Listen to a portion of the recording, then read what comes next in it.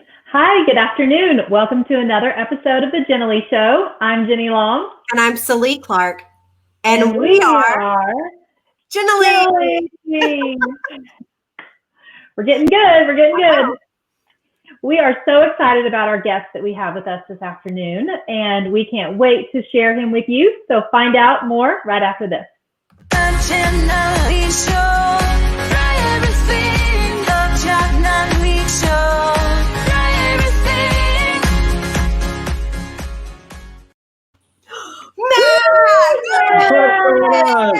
Nice to see you. What is up? We have with us Matt Joseph. I can't believe you had the Super Bowl halftime show singer sing your theme song. How cool is that? You guys are really cool. We're tight. I mean, J-Lo was going to do it, but... I mean, you could get Shakira. That works for me, too. Yeah. Slee does a good reenacting of the call. Oh, that's a show in itself. That's a show in itself. Well, we are so excited today. We have Matt Joseph with us, and we're going to let him explain or tell you a little bit about who he is. But I just want to share how we met Matt. We met him at a Tech and Learning Summit last March, so a little over a year ago.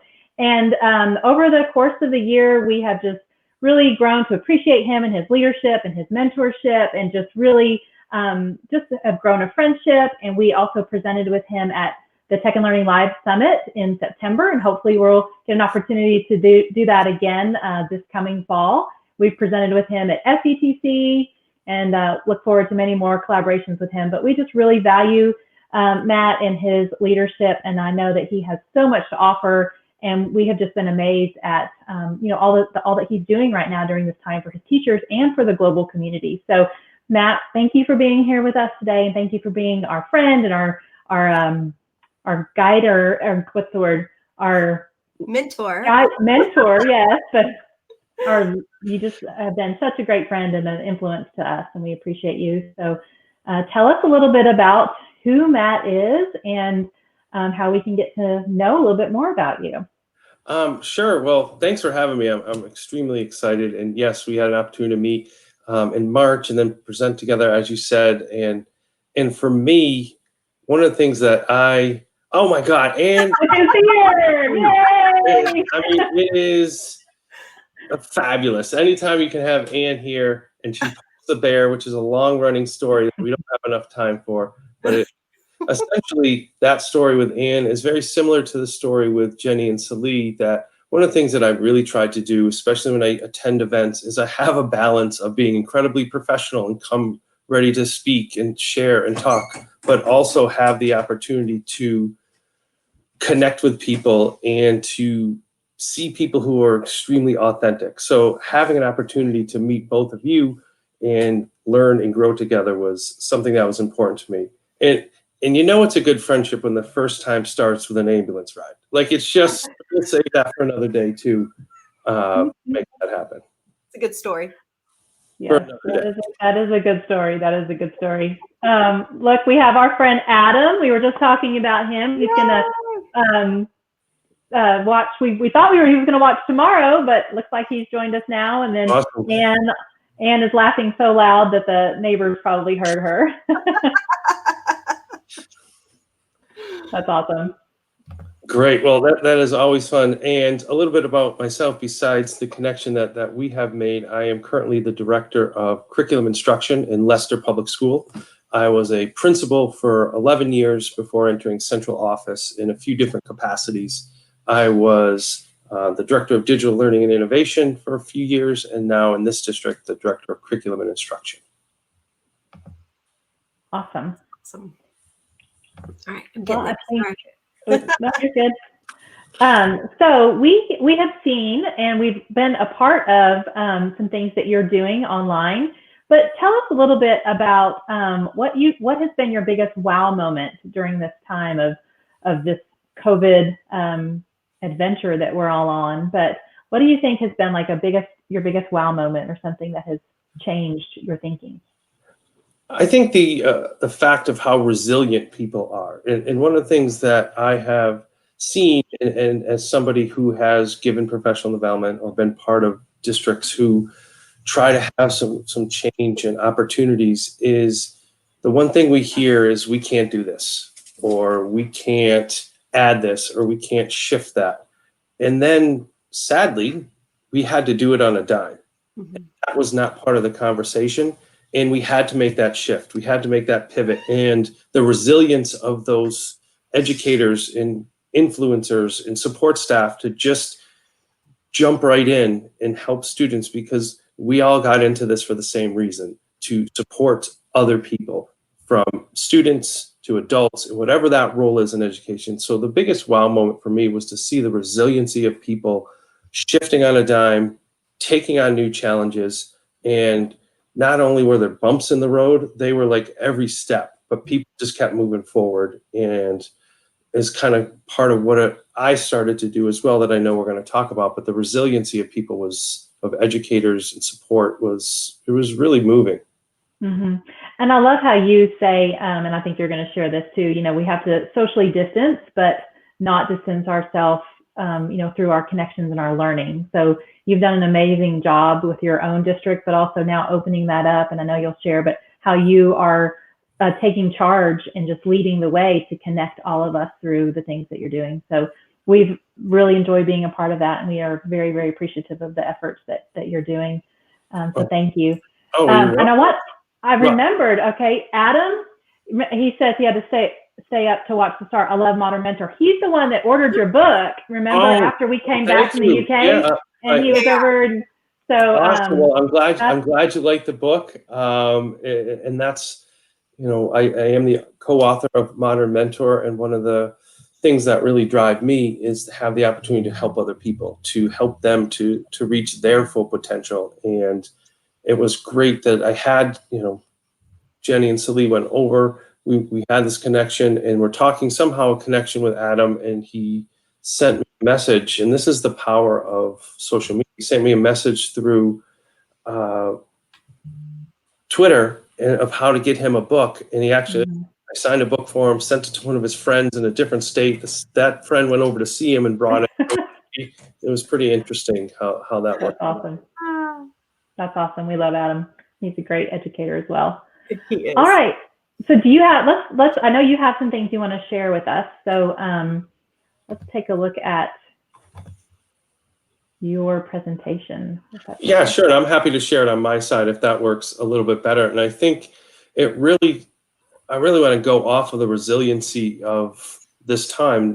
March 13th here in Massachusetts, it was the last kind of open day, and we walked out of school like, all right, we'll be back in 2 weeks. Let me just grab my computer. And once the reality set in of, yeah, no, this isn't gonna be how it is. That resiliency was how we were going to move forward. So I'm going to share my screen. I wanted to share a couple things because for me, part of the connection, part of my draw for the Jenallee show is the stories, the conversations. It's not a reenactment of a presentation. It's not online PD. It's a conversation with friends that other people are part of and can enjoy as well. So with that, I am going to share, through a few things together. So once Celie switches that, so one of the things in my role is, we were talking about this before, that I'm part of the curriculum and instruction. So to do that, part of that is to provide support for teachers. And we hear the word PD and professional development. And let me tell you, I'm not someone to develop anything or anyone. My goal is to provide professional learning for other people. Because I think for me, once we provide that professional learning, it goes into professional growth. And that is where we want to be.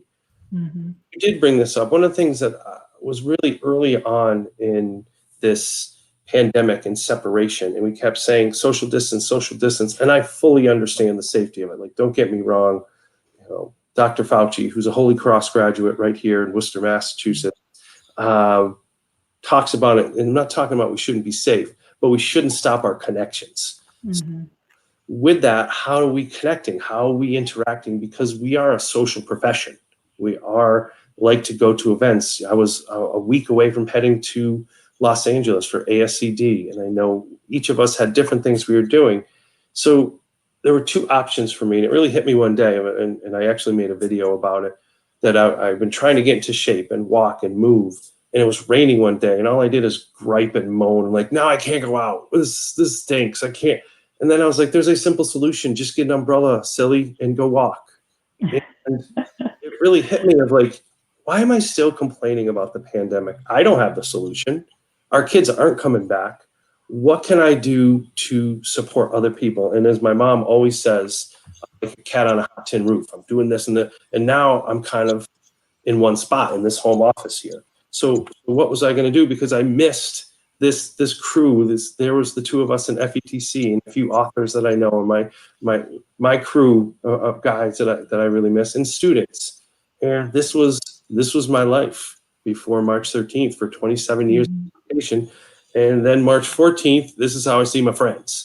This is how I support people.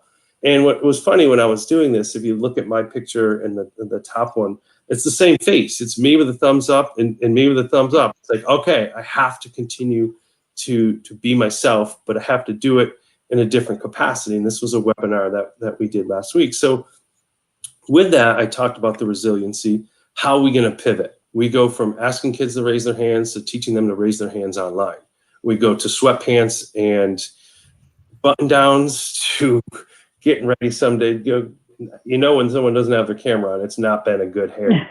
So that's for sure. How can I walk the walk? And all this stuff I yap about at events and talk about and write about, how can I make that come to life? And that's when I had to pivot as well, because I went from seeing, there's my friend Ann, hope she's still my friend Ann in person, to seeing friends online. So I had to step back, and yeah, it is. And she was standing on a bookcase, which was the most interesting thing. But one of the things to do that is I had to pivot myself. I had to look in the mirror and say, what can I do to maximize this time? So I said, I love to give professional development. I want to practice being someone that can do online discussions and talk. So I'll do professional development for my district. Okay. And one of the things I've learned about professional development is when you give this professional learning opportunities, is you want to be consistent. So I said, I will do it Fridays. Let me look where it's free, put in everyone's calendar. Nothing's happening Friday at 1 besides getting ready for the weekend, but every day's running into each other. So let's do Friday, end the week on the right note. So but then this started to happen. Like, people didn't know what was going on online, and they're taking the computers to the bathroom. And so I said, all right, this is a good idea. How can we streamline this so we can actually have some learning going on here too? Because I want to provide, this is during school hours, and I don't, God knows what's in there. And I think Christine is watching, and she's probably having her third margarita at this point. So who knows what's in these during the day. So I said I had to make a plan. And for me, that's it. I know you two have this show, and you're very professional, you're very fun, but at the same point, you get ready, you have the plan, you know who's coming up. So when you're doing any professional opportunities for other people, it shows you value their time by planning. So I asked myself some of these questions and different things to really say, all right, I'm going to do professional learning opportunities for my district. Here's some of the things that I wanted to do. And then it just started to go slow. And I'm not, as much as I like to go, I'm also very strategic in what I was trying to do. So when everybody was giving out websites with 10,000 resources and web links and websites and do this, I said, I'm going the opposite way. And I'm not saying I'm the only one that did it. I'm just telling my part of the story. Is I said, all right, I want to focus on 4 things. And this is our actual Lester logo. These are our 4 tools that we really focus on. There's hundreds of other amazing tools, and I don't work for any of them. But though these 4 were what we started to do this year, and I didn't want to add anything new. So it gets me to the story of the professional learning opportunities that we were talking about. I said, let me start one with Padlet. I pulled these tweets up today because I also want to be authentic with your viewers, with people. Things just don't happen. There's no I'm going to wake up one day and this works. The tweet at the bottom, because I was talking about, I'm a very heavy user on Twitter, was saying, this was great. I did it for my staff. And some people are saying, can I join? What do I care? It's the internet. Go ahead. And after the first week, people were giving me names. This is Abby French on the right. Her tweet is saying, you should call it this. You should call it this. And eventually, we'll call it this remote learning nugget, whatever. It was almost like a throwaway comment. And 8 weeks later, we've had 10 every Friday. You see Jenallee in the show last week. We had 2 webinars talking about self-care. Last week we talked about tools to support engagement. These are other 2 I just pulled, having some Flipgrid resources in Wakelet. So it's turned into this, how can I combine my passions of providing professional learning opportunities, staying connected with people, and my own personal drive to learn more about different things. And it's funny, the 2 I selected, the Flipgrid selection, I did, Ann keeps popping in. I asked her for some ideas and resources because I needed to learn better. I learned Wakelet in Austin, Texas from Jenny and Celie. So for me, it was my way to continue to learn as well. And the two webinars, I've never done anything like that. So why don't I push myself to do that? So I think that's a message to the viewers. One of the things I hear a lot is, what do I have to say? Who wants to listen? I can't start something.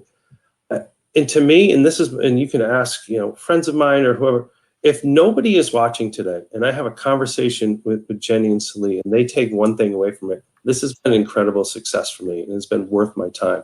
Anything above and beyond that is just gravy. And I think that went back to the time of like, I can complain about this. I can miss the students. I love going in classrooms. For those of you who follow me on Twitter, I try to get in every day to classrooms and see kids and see learning. And I miss the heck out of it. But it's not going to change by me complaining about it.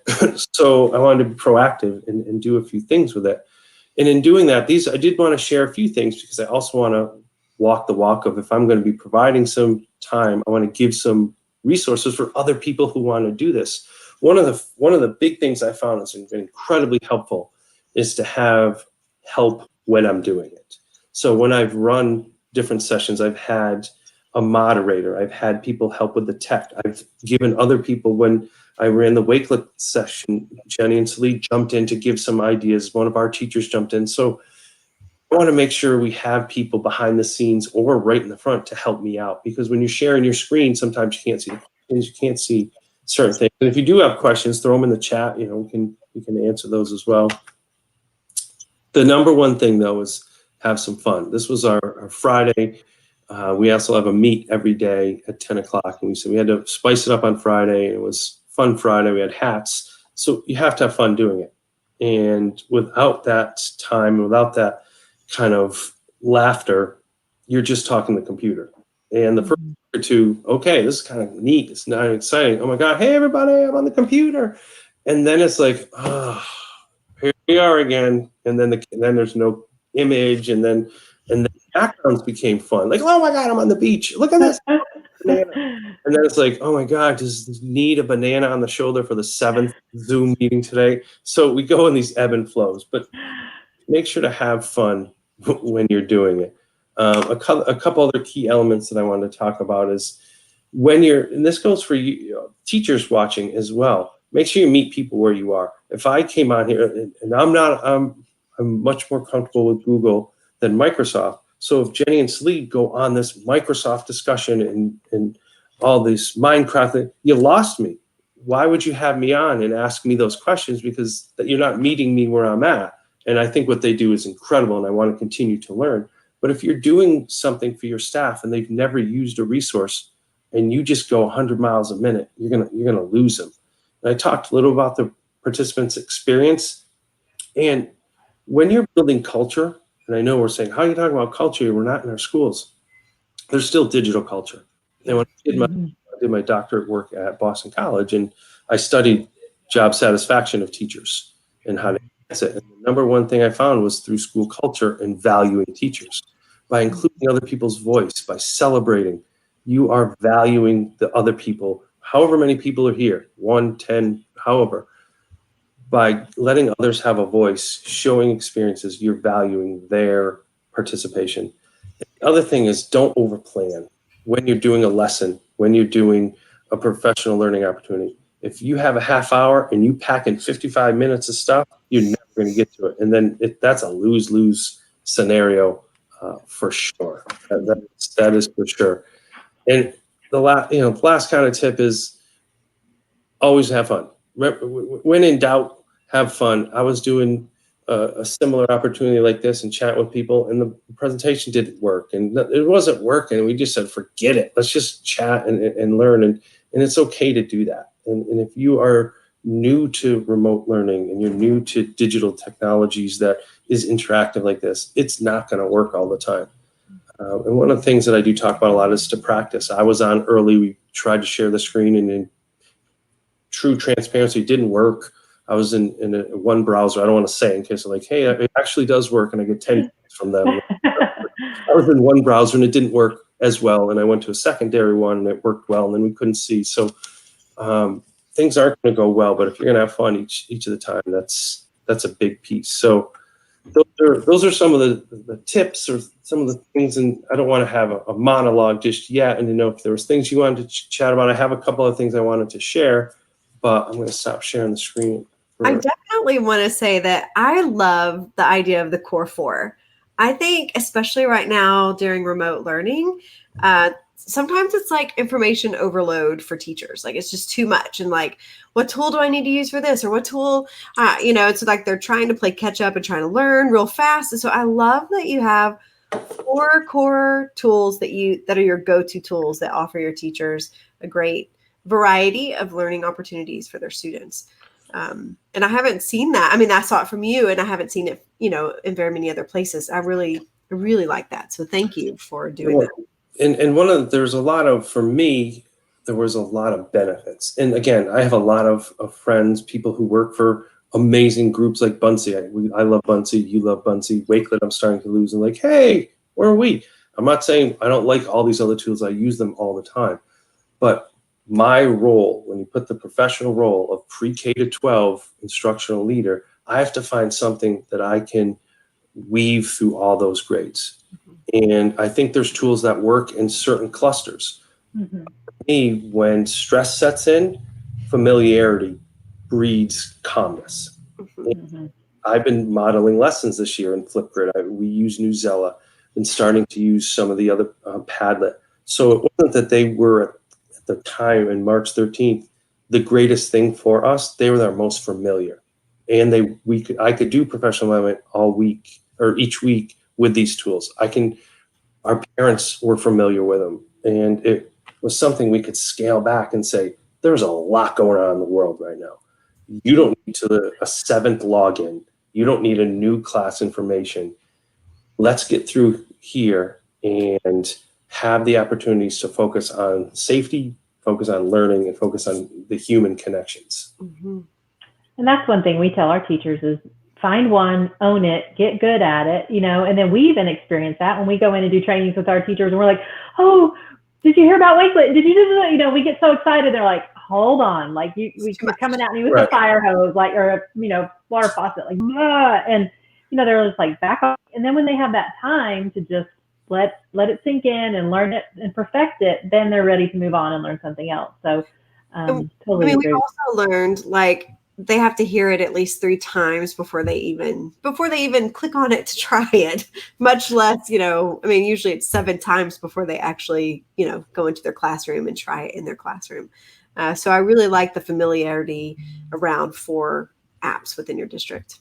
Yeah. And one of the things is, this, when you were talking about wow moments, it wasn't an incredible wow moment, but it was one that we have to step back. And for the 3 of us, we've been immersed in this level of teaching or this level of presenting and plugging in our computers and doing this. And the 3 of us have had multiple video chats over the last year. So it's a platform we've been comfortable with. When your exposure is checking email and having 10,000 Google Docs because you're not sure how to make a folder, to jump right into this level of teaching, it was the first thing we had to do is say, here's how you use digital tools to talk to people. You move your mouse so that you see the chat feature at the bottom, and it wasn't a constant thing. And I had to check myself because I'd be like, come on, it's the one that says chat. Like I turn my screen off because I'd be like, is this happening? And but at the same point, that was something I had to improve and say, okay, let's slow down. Yes, we're trying to help everybody, but we're in this for the long haul. And if our teachers don't know how to use Google Meet, we're sunk. All this other great stuff we just talked about, not possible. If they can't use the calendar, add a meet, and have that conversations with their classes. Mhm. And the same for us. I mean, we jumped right into Microsoft Teams right Mhm. after spring break, and we were like, all right, here you go. This is what we're using. And we had used it in pockets, but, you know, and some of them were like, you know, but now it's just been awesome to see those that are excelling and that are like even going above and beyond, and just, you know, it's just unbelievable the things that our teachers are doing. And it's just been so neat to watch them learn and grow and get those little messages from people that's like, look what I did now. And Right. so I think we underestimate their abilities sometimes, but I think time, like I know that's one thing we always heard from our teachers was, this is all great. All these things that you're sharing, these are wonderful, but I just need time. I'm drowning right now. I've got this test coming up. I've got to, you know, do all this, and I've got to get ready for this. And so they've been given the gift of time, and it's just, I can't wait for next year to see all the things that they, you know, have learned and what they're going to take back to their classrooms. Yeah, and I'm just excited about it because it was almost like the confidence boost they needed, didn't want, but needed to get them over the hump. And I think another kind of wild point in talking about this is that it's okay to not know everything. It's okay to figure some things out, and it's not just when we don't have another choice, but when we go back too. And I think another piece was during this time and learning like this, and is to have the students see students' resiliency too, and see their learning come to life. They've had to do a lot more of the ownership, and I think that's been big, and so have we. And that was the last piece that I wanted to share, that we've had to own our own learning too, where we can't go to conferences. The spring was like the end of the year. There's ASCD, state principal conferences, state teacher conferences, all these opportunities we've missed. And this goes back to my umbrella story of like, trust me, I'm going to complain for a little bit about all those things because I like seeing my friends and I like traveling, but then I can't change that.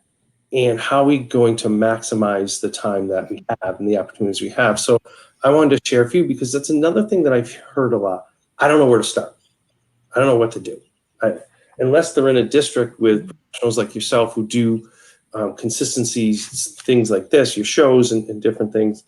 Some professionals don't know where to start. I don't know what to do. I'm home and I don't know what to do. So I shared a few things just to think about, that we can own our own professional development as we continue to move forward, and we have the time. And whatever your school year ends, whatever that date is, I know the South is much sooner. It was kind of today for us. Well, it's kind of today for you. That weird. The learning aspect of this doesn't need to end. So a couple things that I want to share with folks, if you haven't done, I'm a big advocate of Twitter chats. I learn a lot on Twitter chats. Talk about personalized learning a lot. It's personalized learning every day because chats have topics. So if you like the topic, you can go in. Some are a half hour. These are some that I try to catch each week, and I try to be very mindful of it because it becomes part of my routine. Try to find chats that fit your needs. Some of the chats are more just fun, get to see people, see different things that they're doing. Some are much more professional. The morning SAT chat is with principals and superintendents, so it's a much different feel. So find something like, somebody asked me earlier today, like, how do I start? Just watch, just see it, see the flow of it, and see how it works. There are a lot of great webinars out there that some of the Times 10 publications, Tech and Learning Leader, Future Ready are putting them out. There's some great resources there. There's some great books. Obviously, I'm a little biased to my two books, but of course, there's other great books out there. I got a chance to meet I think it was last week's guest, the Merrills. Their book is fabulous. Tanya was one of the co-authors of the Google Infused Classroom. Had a chance to meet her as well, and just some other great resources that you have the chance to tap into, and beyond professional resources, find some people who are doing some good things. Check into the show here. They are pumping out content, and it's just relevant. And again, not to go back to essentially one of the first things we talked about, how we met. I like real people doing real things, and one of the things obviously you are my friends, but one of the things that I really always admire about the two of you is the things that you're doing is relevant. You're not doing it for followers. You're not doing it for, different things. What you're doing it for is because you believe in it, and you can tell the difference. So find some people out there who are doing it. They're doing the real work. They're doing it for the right people. I was trying, this is my website up there, just trying to pump out some free resources because one, I like to do it, and two, it builds the connection. So on my website, the newest tab that wasn't there before, virtual professional development, there's some things on there you can check out, and feel free to jump in on any of the Fridays. Friday at 1 o'clock. You can, the link, I've been posting out the link. If 1 o'clock Eastern. Eastern, yeah. Yes, that was one of my favorites. I stick around to the end, and Jenny pops in. I'm like, hey, what's up? She's like, I'm here. I'm like, great, we finished 5 minutes ago. I'm like, yes, No. 1 o'clock Eastern. 1 o'clock Eastern time. It was funny because she was texting me telling, hey, don't forget, jump into Matt's. I was like, okay, I will. And I was running behind, and then she texted me, never mind. No. Don't go. I was like, okay, never mind. All right. Yeah. And one of the things for people watching or your followers, I'm not saying this because I just want to get my name out there and get my face out there. If you have a question, if you have resources, if you have something you want to help with or support, reach out. I'm more than happy to connect. I'm more than happy to support in any way I can, because I believe in what we're doing. And for me, it's a lot of win-win situations. I think it's been a win to connect with other educators. And it's a win for me because I learn a lot. I get to meet a lot of different people. I get to see what other people are doing. I use the phrase all the time in my district, look outside our zip code. Mm-hmm. And when you see, and that was a big piece of starting to invite people in. Last week was fabulous. We had the two of you on. We had the E-Twins, who I think were also some of your guests, to just share some different things, because the world, as big as it is now as close as typing in somebody's website or typing in StreamYard to get on to talk with you, or to create a Google Meet link or Teams. And I think for me, that's part of this too, is not that we want to say there's silver linings, but we can't just spend each day saying, oh, look at all the things we've lost. Mm-hmm. Certain things that we have been able to gain through this, and gain connections with people, gain learning, gain perspective of when we're looking at, is it an 84 or an 86? And let's have some different perspective as we move forward. When we focus on, we say teaching and learning a lot. What if we just focus on the learning and we just focus on how that looks? Mm-hmm. And I think some of these tools and some of these opportunities, the learning is going to increase through that as well. So those are some of the things that I've been thinking about, and some of the things that I've been trying to do, and some of the things that's helped me to not just feel like I'm cooped up in my downstairs office because I can't go in. And I think that's something that we need to continue to remember, is how do we take care of ourselves? One of the webinars that we did, one of the articles I wrote for district administrator, is we got to take care of ourselves. There's a reason when we can go back on the airplanes, that you've got to put the mask on yourself first. If we don't get out for walks, if we don't take care of ourselves, all the people that are counting on us, including our own families and our students, that we can't do that. So I think that's really something else, that all this learning, all this information, all this reading, if we're not taking care of ourselves, it's not going to sink in. Oh, there's so much truth to that, because our stress levels, we don't know what we're going through each other, and I was even thinking today, I was like, school's this is our last week of more learning, and next week is just our kind of catch up week. And my son's teacher announced to him the other day on one of his calls, you're done. And so that was all he needed to hear. Like, he was done. But I just felt like I told him, did I have another call? And he goes, no, my teacher said I was done. I said, well, this is kind of like your going away call. I want you to get on it.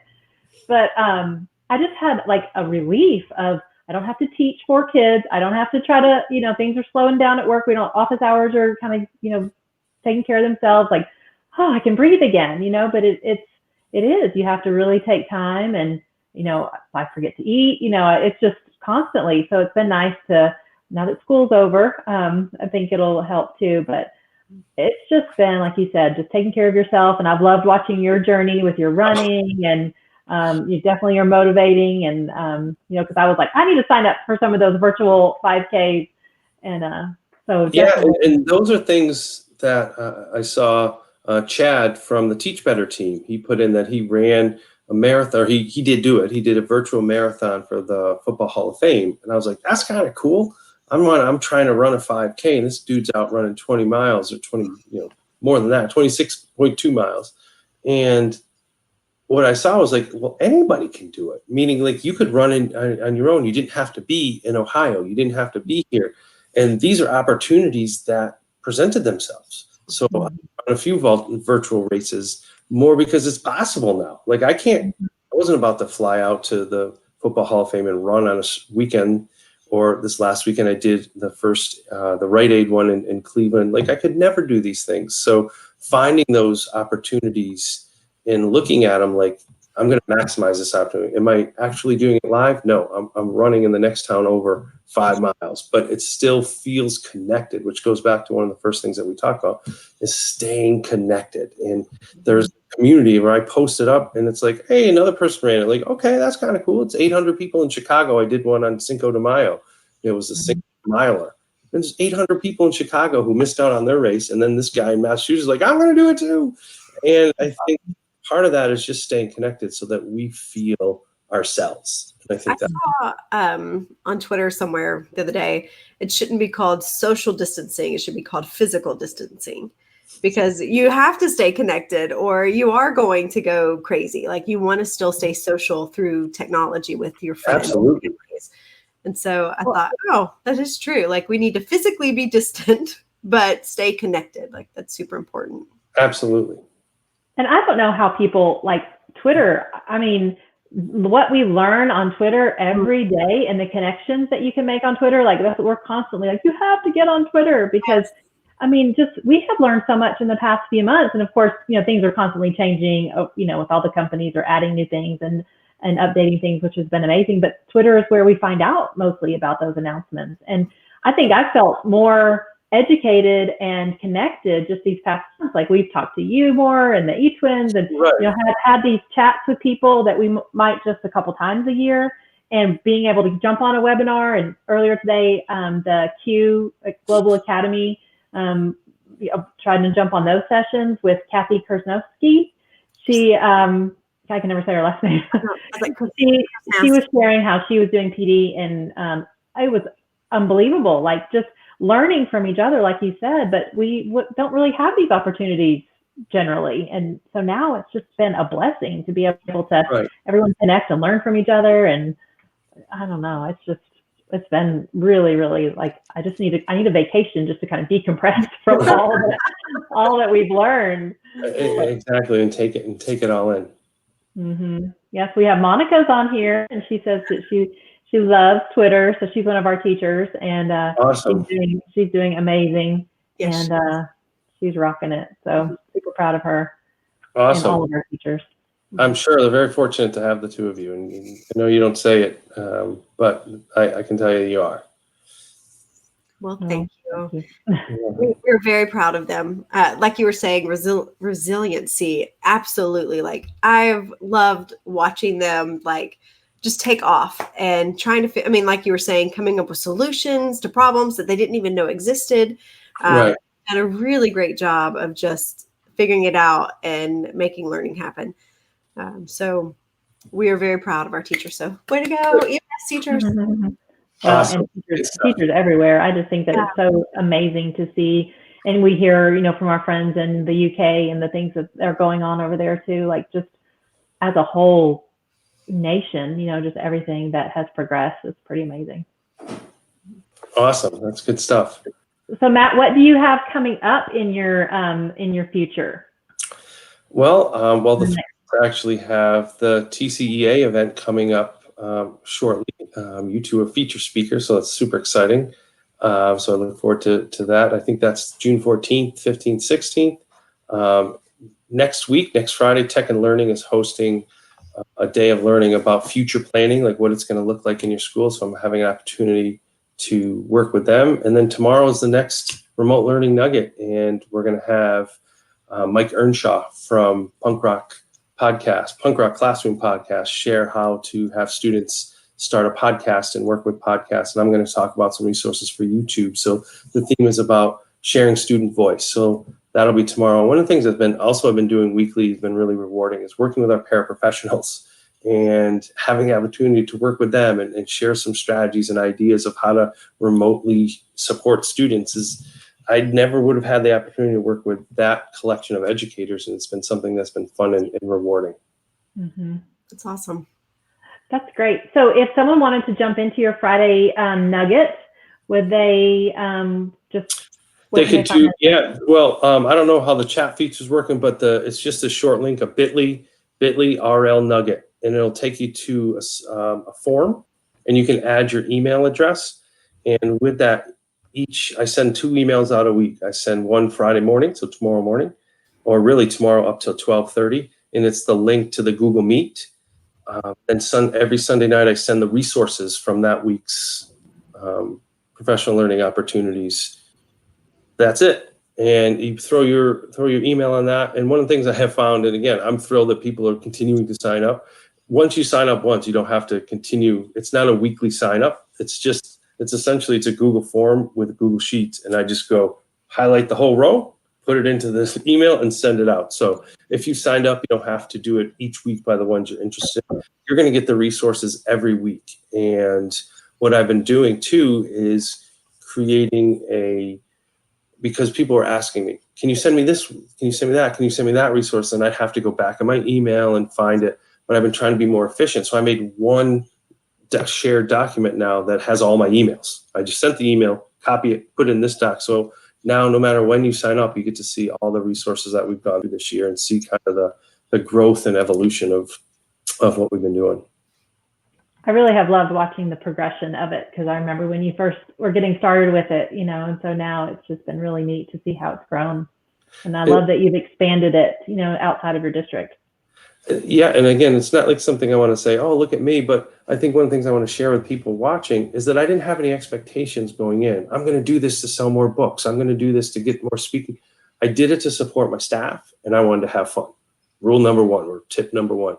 And from there, being authentic and really just taking other people's ideas and trying to make it things that I like, it has grown. As of this morning, it was, almost 300 people on the list who are getting resources. And it's not about a numbers thing. It's about just people staying together. And I think if you are watching, you can do it. You have something to say. You have something to share. And just take that first step. And that's where it started. Like, hey, I'm going to do this. And next thing you know, we're having guests on now. Like, what is this? So I think make it your own and be you. Awesome. Well, thank you, Matt, for all of your wisdom and your leadership. And I know we appreciate you, and we love your book. And we definitely want to have our viewers check it out. And here's your friend, Christine. She says, of awesomeness. Thank you all for a great Jenallee show. Thank you, Christine, for being here. We appreciate you. So definitely check out Matt's website. And like you said, you can connect with him. And he really is. He says, I like the word genuine, because I feel that you are genuine as well. Just a true, kind-hearted person, and definitely just willing to help others. And I think that's our kindred spirits. We definitely have that in common. I feel the same for you. Awesome. And I think next week we are going to have on Thursday. So Monday's a holiday, and then next Thursday we're going to have our friend Christine with us. So Christine McKee is going to be here next Thursday at 4:15, and she is amazing. She's in Canada, and we connected with her at ISTE, I think, last year. And I mean, online we've connected with her, but really met her in person, and she has amazing resources and so much to share, and has done amazing professional learning and teaching and training as well. So we're excited to have her on next. Yeah. I mean, she's a Microsoft Teams and Flipgrid guru. So if you enjoy that's a must-see then. I know, she's amazing. So if you like either one of those apps or want to learn more, definitely tune in. I think you will totally enjoy it. She was highlighted from Flipgrid this week as a teacher appreciation. So she got a highlight from them. So that was awesome. So again, Matt, thank you so much. I'm looking forward to seeing your wisdom as you're out doing your running. I love watching your little tips and your Morning words wisdom. yeah. I'm trying. And just for pure, again, I talk about genuine. I didn't think, because I've never used this platform. I'm glad I didn't know this an hour ago, because I would have been totally distracted. I was like, oh, I guess nobody's leaving a comment because no little numbers. So I was like, oh, let me see. And it's like, I'm already overwhelmed and I haven't even seen it. So I'm glad I didn't see it before, because I'm like, let me see what they said. Let me see what they said. And that's kind of cool. So thank you for all of you that have posted some great things in there. I'm glad people are adding in, and some great peeps in there. And so again, that just happened. I'm just being real. As always. Yeah, we love it. And then we'll go back and, obviously comment on, Facebook, and then we'll share it out on Twitter too. So we've loved using StreamYard. Like it's been really easy and super fun to use. Yeah, no, that's great. Yeah. All right. Well, thank you so much. We appreciate chatting with you. And again, thank you for all that you have shared. And hopefully some of our friends will sign up for the Friday Nugget for tomorrow and learn some great things. So, yep. All right. Well, thank you, Matt. Have a great evening, and go and be a different kind of awesome. We want